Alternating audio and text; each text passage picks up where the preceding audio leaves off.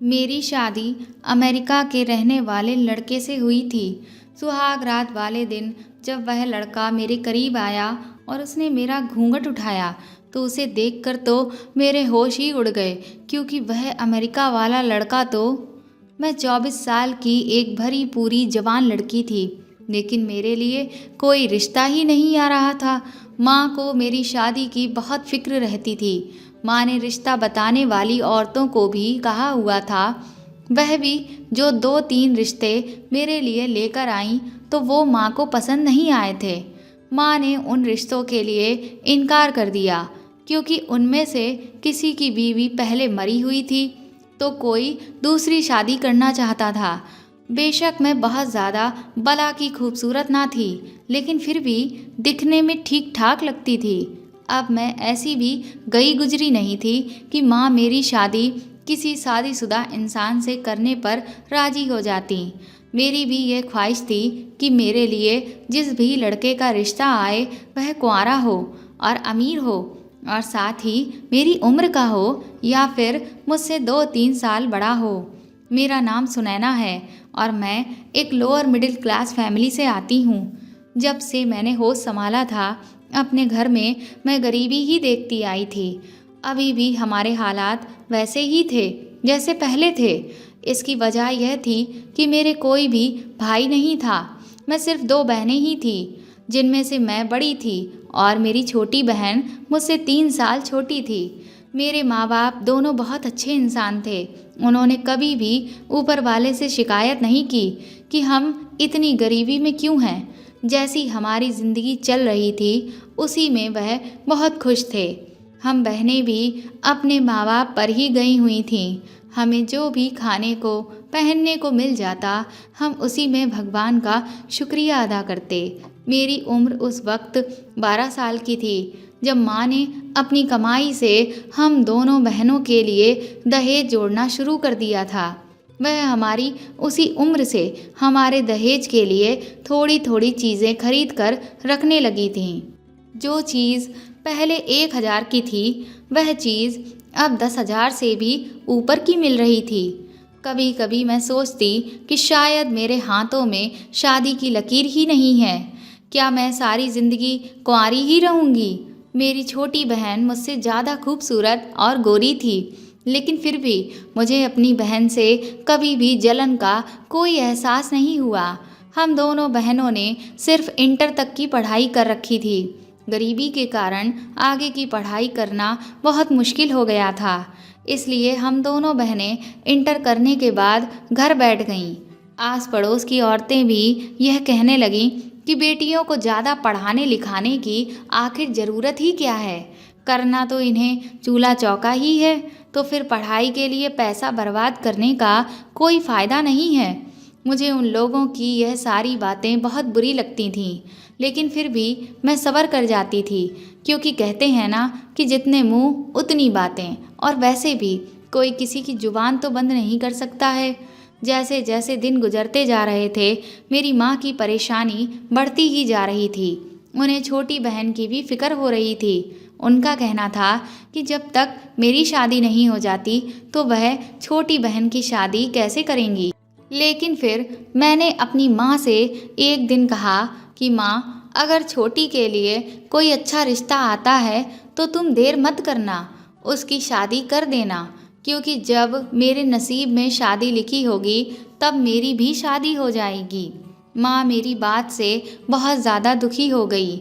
मैं जानती थी कि माँ को किस बात का दुख है। हालांकि हमारे पहचान में भी कई सारे लड़के कुंवारे थे, लेकिन कोई भी हमसे शादी करने के लिए तैयार नहीं था, क्योंकि वह लोग बहुत ज़्यादा अमीर थे। लेकिन वह पैसों से जितने अमीर थे दिल से उतने ही गरीब थे। हमारे कुछ रिश्तेदार तो ऐसे थे कि हमें अपनी शादियों तक में नहीं बुलाते थे, क्योंकि हम गरीब जो ठहरे थे। मैंने भी सोच लिया था कि अब कहीं से भी मेरे घर अगर शादी का कार्ड आया तो मैं कभी भी नहीं जाऊंगी, भले ही मेरे घर से मम्मी पापा और छोटी क्यों ना चले जाएं, क्योंकि मुझे ऐसे रिश्तेदारों से नफ़रत हो गई थी जो अपने से कम हैसियत के रिश्तेदारों को बुरी तरह से नज़रअंदाज कर देते थे। लेकिन मेरी माँ अक्सर मेरे उन रिश्तेदारों का जिक्र लेकर बैठ जाती थी, जिससे मैं और भी ज़्यादा चिढ़ जाती थी। लेकिन मैंने अपने नसीब को भगवान के हवाले कर दिया था। बस यही दुआ करती रहती थी कि काश हम बहनों की ज़िंदगी भी कुछ बेहतर हो जाए। एक दिन जब पापा काम पर चले गए और माँ भी अपने काम पर जाने की तैयारी कर रही थी, माँ घरों में खाना बनाने का काम करती थीं। उसी दौरान दरवाजे पर दस्तक हुई। जब मैंने जाकर दरवाज़ा खोला तो बाहर पड़ोस में रहने वाला एक 50 साल का बूढ़ा खड़ा था। वह अकेला ही रहता था। मैंने उससे पूछा, हाँ चाचा, बताइए क्या बात है, आप क्यों आए हैं? उस बूढ़े आदमी को मेरा चाचा कहना बुरा लग गया। उसने बड़ा मुंह बनाते हुए मुझसे कहा, देख लड़की, मुझे चाचा मत कह, मैं तेरा चाचा वाचा नहीं हूँ। यह बात आज से याद रखना। चाचा मामा यह सब सगे रिश्ते होते हैं, बाकी सब तो गैर होते हैं। मुझे उसकी यह बात बड़ी ही अजीब सी लगी। हालांकि वह मेरे पापा की उम्र के बराबर था, तो मैंने सोचा कि अगर मैं इसे चाचा ना कहूँ तो फिर मैं क्या कहती। मैंने कहा, अच्छा ठीक है, तुम बताओ तुम यहाँ क्यों आए हो? क्योंकि पापा तो घर पर है नहीं, अभी अभी वह काम पर निकल गए हैं। तो वह बूढ़ा बोला, मुझे तुम्हारी माँ से मिलना है। जब मेरी माँ ने उस बूढ़े को देखा तो मेरी माँ को बहुत ज़्यादा हैरत हुई कि यह बूढ़ा हमसे यहाँ मिलने के लिए क्यों आया है। माँ उसे अंदर लेकर गई। वह बूढ़ा एक चारपाई पर बैठ गया और माँ ने मुझे चाय बनाने के लिए बोल दिया। वह बूढ़ा आज हमारे घर पहली बार आया था। उसे हमारे मोहल्ले में रहते हुए कम से कम 1 साल हो गया था। वह अकेला ही रहता था। उसका कोई बीवी बच्चा नहीं था। वह क्या करता था, कैसे गुजर बसर करता था, कभी किसी ने उससे पूछने की ज़रूरत महसूस नहीं की थी, क्योंकि वह बहुत ही कम लोगों से मिलता जुलता और बात करता था। मैं चाय बनाकर वहीं पर ले आई और मेज पर रखकर एक नज़र बूढ़े पर डाली और वहाँ से चली गई। थोड़ी देर के बाद बूढ़ा भी वहाँ से चला गया। मैंने माँ से पूछा कि यह यहाँ क्यों आया था। माँ थोड़ी देर के लिए चुप रही, फिर कहने लगी, वह तुम्हारे लिए रिश्ता लेकर आया था। माँ की यह बात सुनकर तो मैं चौंक गई। मैंने कहा, मेरे लिए रिश्ता लेकर आया था? माँ बोली, हाँ, वह अपने बेटे का रिश्ता लेकर आया था, लेकिन वह तो अकेला रहता है। माँ ने सिर हिलाते हुए कहा, मैंने भी यही सवाल उनसे किया तो वह बता रहा था कि उसका एक बेटा है जो अमेरिका में रहता है। उसकी बीवी का देहांत तो बहुत पहले हो चुका था। उसका बेटा वहाँ पढ़ने गया था और पढ़ाई ख़त्म करने के बाद उसकी वहीं पर नौकरी लग गई है। वह एक बहुत बड़े ओहदे पर काम करता है और बहुत पैसे वाला है। अमेरिका का नाम सुनकर तो मेरे अंदर लड्डू फूटने लगे। मुझे तो ऐसा लगा कि जैसे अब मेरा नसीब खुल गया है। शायद भगवान इतने दिनों से मुझे शादी के लिए इसीलिए तरसा रहा था, क्योंकि मेरा दूल्हा तो अमेरिका में रह रहा था। मैंने सोचा, जब मेरे रिश्तेदारों को पता चलेगा कि मेरे लिए तो अमेरिका में रहने वाले लड़के का रिश्ता आया है, तो वह तो जल भुनकर खाक हो जाएंगे।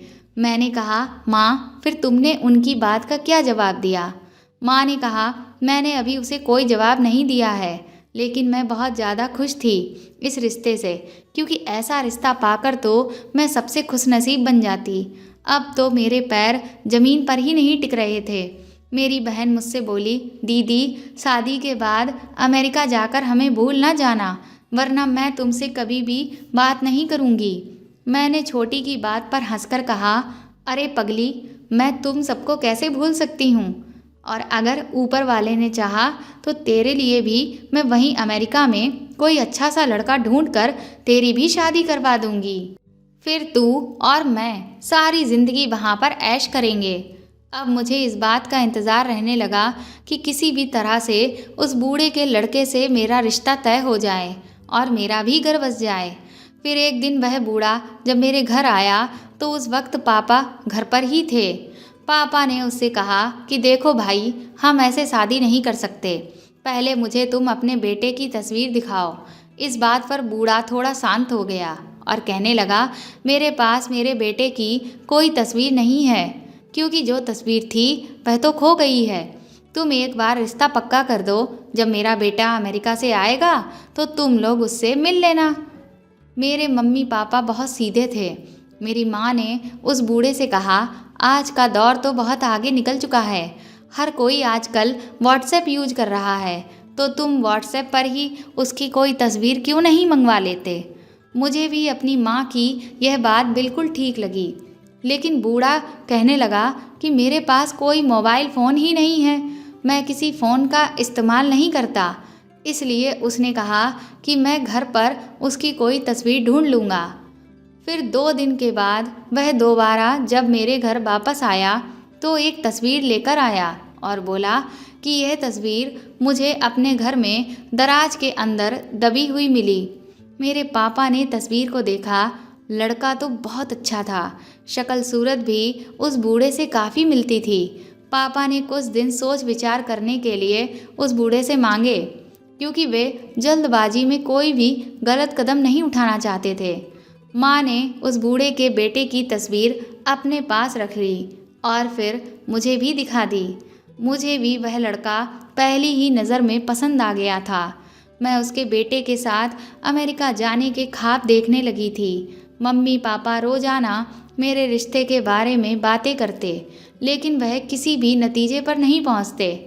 एक दिन बूढ़ा आया और कहने लगा कि मेरे बेटे से बात हुई थी।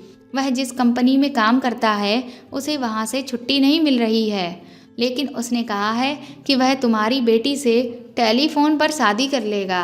पापा उसकी इस बात पर किसी भी तरह से राजी नहीं हुए। पापा ने कहा, लड़के को अमेरिका से पहले यहाँ आना होगा, तभी वो मेरी शादी उसके बेटे से करने के लिए तैयार होंगे। उसके बाद वह बूढ़ा परेशान होकर जाते जाते बोला, अच्छा ठीक है, मैं एक बार फिर से उससे बात करता हूँ। मैंने हर बार यह देखा था कि अपने बेटे के आने वाली बात पर वह बूढ़ा पता नहीं क्यों लेकिन थोड़ा घबरा जाता था।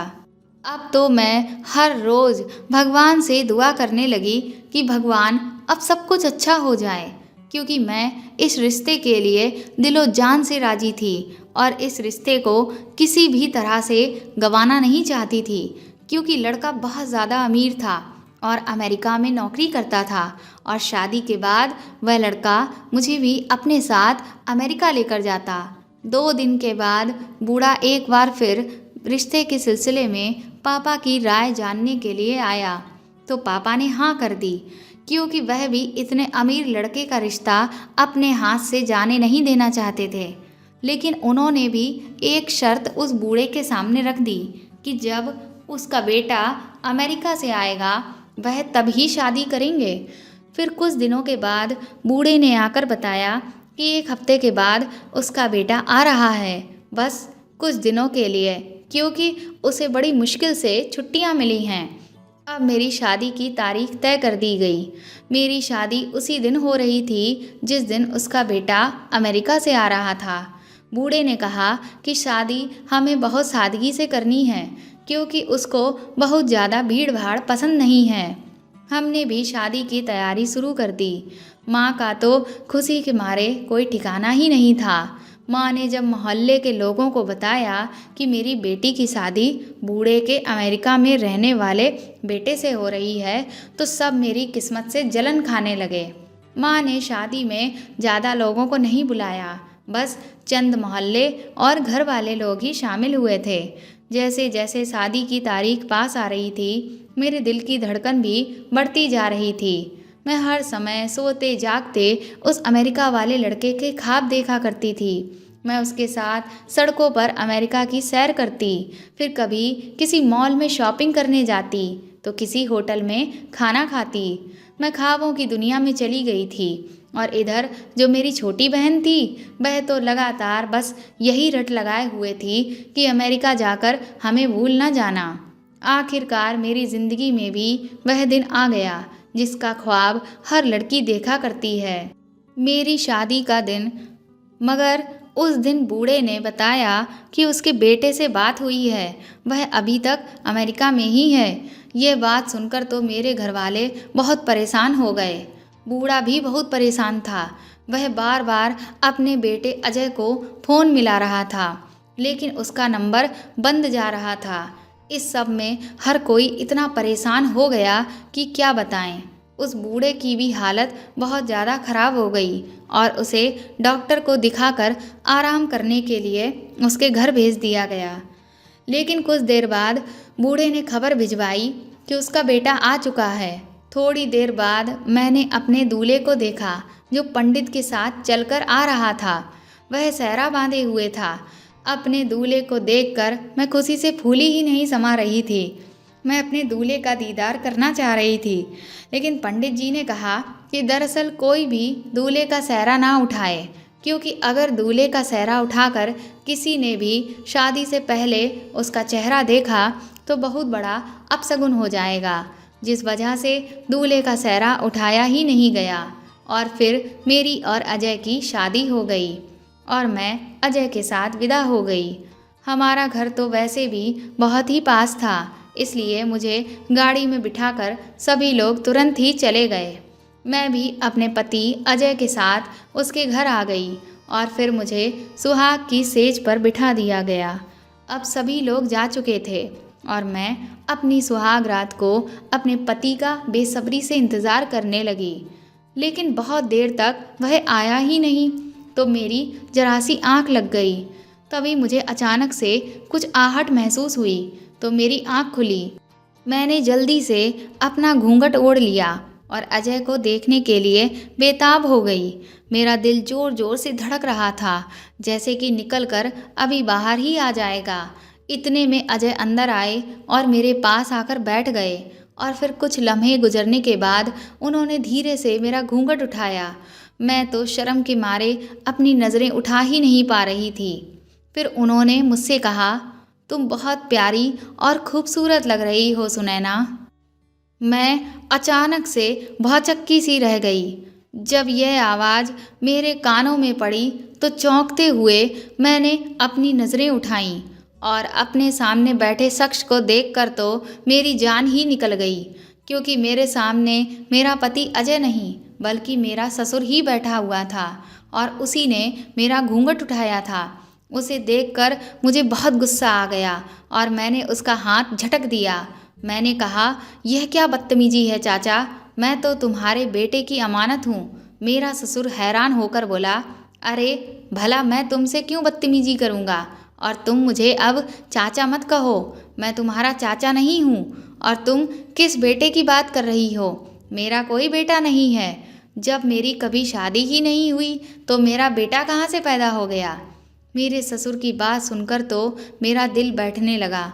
मैंने लड़खड़ाते हुए शब्दों से पूछा, चाचा मैं तुम्हारे बेटे अजय की बात कर रही हूँ, जिससे मेरी शादी हुई है, वह जो अमेरिका से आया है। मेरी इस बात पर वह बूढ़ा शैतानी हंसी हंसने लगा और बड़ी ही मक्कारी से बोला, देखो सुनैना, मैं तुम्हें अभी बता चुका हूँ कि मेरा कोई बेटा नहीं है। तुम्हारी शादी जिस अजय से हुई है वह और कोई नहीं बल्कि मैं ही था। मैं ही तुम्हारा पति हूँ और तुम मेरी अब बीवी हो। यह सुनकर तो मुझे ऐसा लगा जैसे किसी ने मेरे कानों में तेजाब डाल दिया हो। मैं हैरानी भरी निगाहों से उसकी तरफ देखती रह गई, जो मेरे बाप की उम्र का था, और उसने मुझे धोखा देकर मुझसे शादी कर ली। उसने बताया कि उसका नाम अजय है, ना कि उसके बेटे का। वो बोला अपनी जवानी के समय में वह भी शादी करना चाहता था, लेकिन जो भी रिश्ते उसके लिए आ रहे थे वह या तो किसी विधवा के थे या तलाकशुदा औरतों के थे, जबकि वह एक कुंवारी लड़की से शादी करना चाहता था। लेकिन इतने साल उसे कोई भी ढंग का रिश्ता नहीं मिला। फिर जब उसने देखा कि इधर मेरे लिए भी रिश्ते तलाश किए जा रहे हैं लेकिन मुझे भी कोई रिश्ता नहीं मिल रहा, तो उसकी नज़र मुझ पर पड़ी। वह बोला कि मैंने देखा कि तुम्हारे माँ बाप तो बेहद मासूम और सीधे हैं, इसलिए मुझे यकीन हो गया कि अगर मैं जरा सी चालाकी करूं तो तुम्हारे माँ बाप को मैं धोखे में ले सकता हूं। और फिर मैंने एक चाल चली और तुम्हारे माँ बाप को ये बताया कि मेरा बेटा अमेरिका में रहता है। तुम्हारी माँ अमेरिका का नाम सुनकर लालच में आ गई और अमीर दामाद का रिश्ता सोचकर वह इस रिश्ते के लिए राजी हो गई। और देखो आज हमारी शादी भी हो गई है। इतना कहने के बाद उस बूढ़े के चेहरे पर एक बार फिर मक्कारी वाली हंसी फैल गई। मैं बिना पल के झपकाए भौचक्की सी उसकी सारी बातें सुनती रही। मैंने कहा, फिर वह जो लड़का सहरे में आया था तो वह बोला कि वह मैं ही था। मैंने पंडित को कुछ पैसे दे दिए थे और अपना चेहरा सहरे से ढक लिया था और उससे कह दिया था कि सबको बोल देना कि अगर किसी ने भी मेरा सहरा उठाया तो बहुत बड़ा अपशगुन हो जाएगा। मैंने कहा, और वह जो तस्वीर तुमने अपने बेटे की दिखाई थी? तो वह बोला कि वह तस्वीर मेरे बेटे की नहीं बल्कि मेरी ही जवानी के समय की तस्वीर थी। मैं यही सोचने लगी कि यह कितना बड़ा धोखेबाज इंसान है। इसने मेरी गरीबी और सादगी का फ़ायदा उठाया। मुझे अपने माँ बाप की सादगी पर भी बहुत अफसोस हो रहा था कि उन्होंने इस बूढ़े पर इतना विश्वास कर लिया और कोई भी ठीक से छानबीन नहीं की। सिर्फ उस आदमी की बातों पर यकीन कर लिया और मेरा रिश्ता तय कर दिया। उस रात मैं बहुत रोई क्योंकि मेरे सारे सपने टूट चुके थे। अगले दिन सुबह उठकर मैं सीधे अपने मम्मी पापा के घर गई और उन्हें सब कुछ बता दिया और मैंने यह फैसला कर लिया था कि अब मैं उस बूढ़े के साथ बिल्कुल भी नहीं रहूँगी। मेरे मम्मी पापा ने मुझसे कहा कि तुम अब जो तुम्हारी किस्मत है उसका लिखा मंजूर कर लो, लेकिन मैं उनके इस फैसले के खिलाफ खड़ी हो गई और मैंने उस बूढ़े को तलाक दे दिया। उसके बाद मैंने अपने पैरों पर खड़े होने की ठान ली, इसलिए मैंने बाहर काम करना शुरू कर दिया, जिससे मुझे जो भी कमाई हो रही थी उससे मैंने अपनी पढ़ाई दोबारा से शुरू कर दी। आज भी मेरी माँ मेरे लिए अच्छे रिश्ते की तलाश कर रही है। दोस्तों, अपनी बेटी के लिए जब भी कहीं रिश्ता देखें तो सबसे पहले लड़के के बारे में सही से छानबीन कर लेनी चाहिए। बेटी के रिश्ते में कभी भी जल्दबाजी नहीं करनी चाहिए, क्योंकि आज की दुनिया हर समय एक झूठ का मुखौटा ओढ़े घूमती रहती है। शुरू में तो लोग बहुत अच्छे लग रहे होते हैं, लेकिन बाद में वह कुछ और ही निकलते हैं। तो दोस्तों, आपको यह कहानी कैसी लगी हमें कमेंट करके ज़रूर बताएं और प्लीज़ इस कहानी को ज़्यादा से ज़्यादा शेयर और लाइक करें और अगर आप मेरे चैनल पर नए हैं तो सब्सक्राइब करके बेल आइकन को ज़रूर दबा दें। Thank you.